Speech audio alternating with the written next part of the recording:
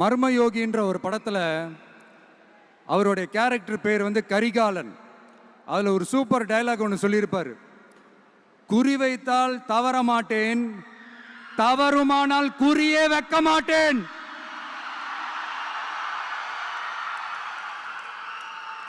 இதெல்லாம் யாருக்கு சொல்றோம், எதுக்கு சொல்றோம்னு புரிய வேண்டியவங்களுக்கு புரிஞ்சா நல்லா இருக்கும். ஏண்டா இந்த விஜய தொட்டோம்,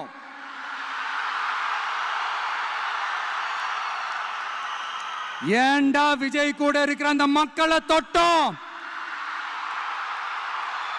நினைச்சு நினைச்சு நினைச்சு ஃபீல் பண்ண போறீங்க.